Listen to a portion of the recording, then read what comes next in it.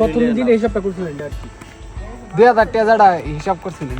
আর এই প্রত্যেকবার একত্রে সবাই টোরে যাওয়ার জন্য কত কি না করি, কিন্তু এবারের টোরের বিষয়টা ছিল ডিফারেন্ট। সবাইকে একত্রে পাওয়া যায়, সবাই মিলে একটা ডিসিশন নিয়েই নেই যে এলাকা থেকে আমরা সবাই যাব টোরে। এই টোরের মূল স্পিরিটটাই ছিল এই প্ল্যানিংটা। আর বিশেষ করে জীবন ভাইয়ের কথা না বললেই নয়, যেই কথা সেই কাজ। শনিবার সকালে, সময় তখন সকাল 6টা, সবাই রেডি হয়ে চলে আসছে বাসা থেকে জিনিসপত্রগুলো নেওয়ার জন্য।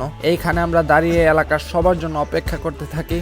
বাসে যেহেতু সবাই একসাথে যাব, এলাকার ভিতরে তো আর বাস ঢুকবে না, সেই জন্য রিক্সায় সবকিছু নিয়ে বাসে ওঠানোর জন্য রওনা দিয়ে দেই। আর এখানে হযরতুল আলম প্রিয়ম মেহারিপুরি সাহেব সবার উদ্দেশ্যে কিছু ওয়াজ নসিহত করতেছিল।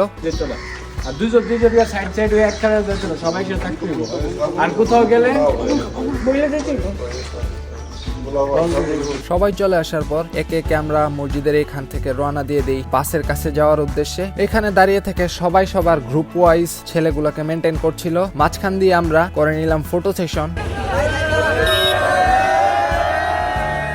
সেশন, সাথে করলাম একটু ভিডিও।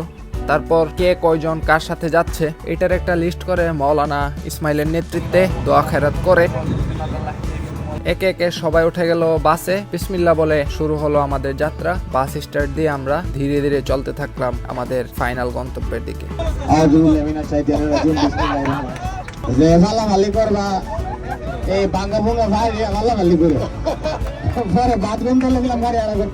যেতে যেতে আমাদের বড় ভাই কিছু ইনস্ট্রাকশন দিতেছিল সবার উদ্দেশ্যে।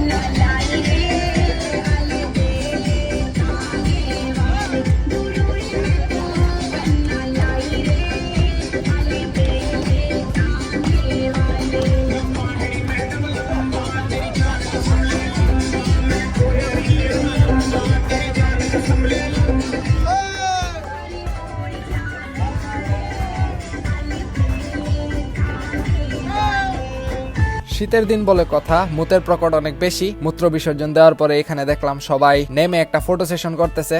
আর এই ফাঁকে বাসও নিয়ে নিল গ্যাস। তারপরে আমরা চললাম আমাদের গন্তব্যের দিকে। আর ইয়ান্দা আমরা জীবন ভাই পেয়ারেলাল গান হইনা কালা চশমা লাগাই লাইছে, সিরিয়াস ব্যাপার।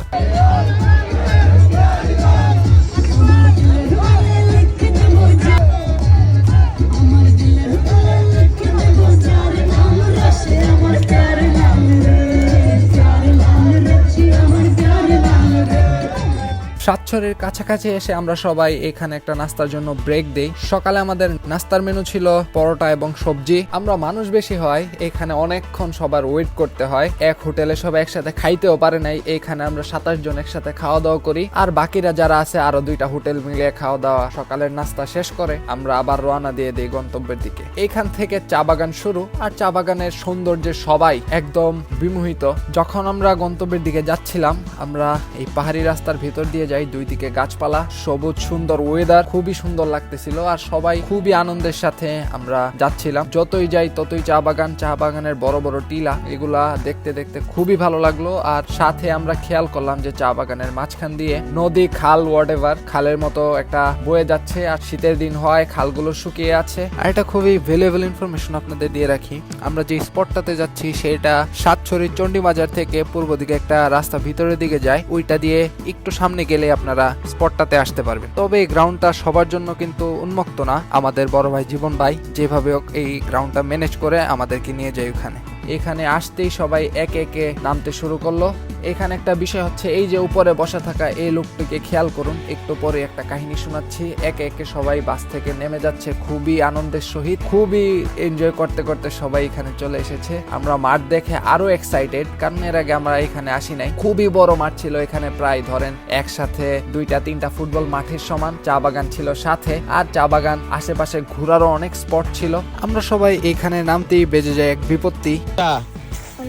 হ্যাঁ কেমনে টুকু পাইছে গাড়ি ডাক্তার হয়েছে এনে কেমনে ফোরছে কেমনে ডাক লেগে কিতা সাদুর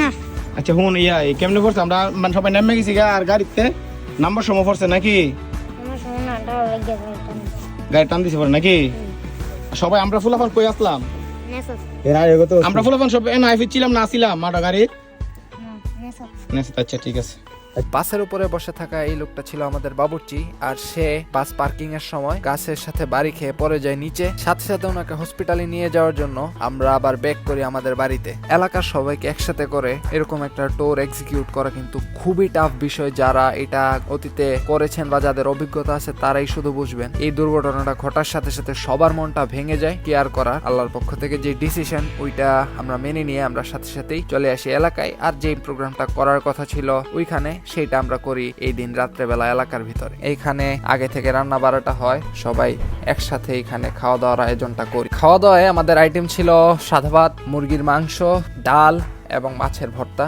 সাথে কোল্ড ড্রিঙ্কস। সবাই মিলে খুবই এনজয় করলাম এখানে। আমরা মেনে নিয়েছিলাম, ভাগ্যে এরকমটাই ছিল তাই এরকম হয়েছে। তো পরবর্তীতে কোনো এক সময় যদি ট্যুর প্ল্যান করা হয় সবাই আবার একসাথে যাব, এনজয় করব, সব প্ল্যান এক্সিকিউট করবো ইনশাল্লাহ।